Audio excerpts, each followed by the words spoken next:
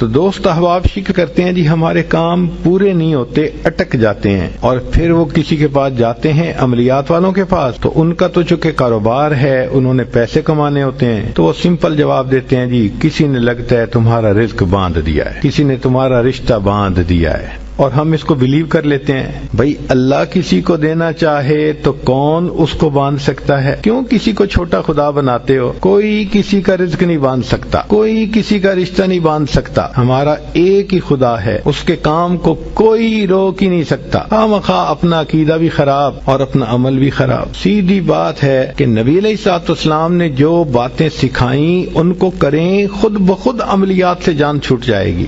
چنانچہ عورتیں اکثر پوچھتی ہیں جی کہ میرا رشتہ اچھا ہو جائے، بیٹے کو جاب مل جائے، بہو کا ویزا رکا ہوا ہے، فلاں کام اٹکا ہوا ہے۔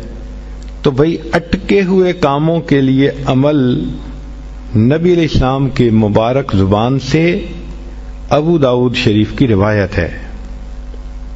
نبی علیہ السلام نے فرمایا جو مومن صبح و شام 7 مرتبہ اس دعا کو پڑھے گا اللہ تعالیٰ اس کے ہر ادھورے کام کو پورا فرما دے گا۔ اور وہ کیا ہے؟ حسبی اللہ لا الہ الا ہو علیہ توکلت وہو رب العرش العظیم۔ بعض لوگوں کو رزق کی تنگی کے بڑے شکوے ہوتے ہیں اور ان کے دل پہ فاقے کا خوف رہتا ہے، ڈر رہتا ہے، اور فاقے سے بچنے کے لیے وہ سارا دن کاروبار کے پیچھے بھاگتے دوڑتے بھی رہتے ہیں۔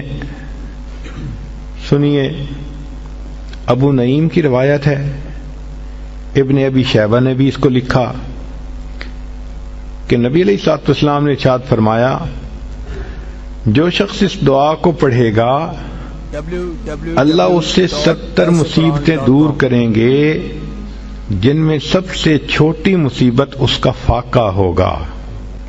جو شخص اس دعا کو پڑھے اللہ تعالیٰ اس سے 70 مصیبتوں کو دور فرمائیں گے اور سب سے چھوٹی مصیبت فاقہ ہوگی، اور وہ فقرہ ہے لا حول ولا قوت الا باللہ لا ملجأ ولا منجأ من اللہ الا الیک۔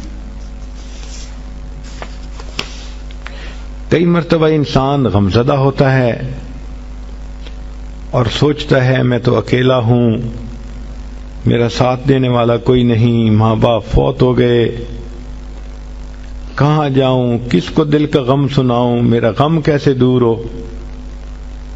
نبی علیہ الصلوۃ والسلام نے فرمایا، کنز المال کی روایت ہے کہ قرآن مجید کی ایک آیت کو 3 مرتبہ یقین کے ساتھ پڑھ لیں اللہ تعالیٰ غمزدہ دل کو تسلی فرما دیتے ہیں۔ لا الہ الا انت سبحانک انی کنت من الظالمین۔ کتنی مختصر سی آیت ہے اور اکثر بچیوں کو یاد بھی ہوتی ہے۔ اس آیت کو 3 مرتبہ پڑھنے پر اللہ تعالیٰ انسان کی سیڈنس ختم کر دیتے ہیں، غم ختم کر دیتے ہیں، دل کو خوشی عطا فرما دیتے ہیں۔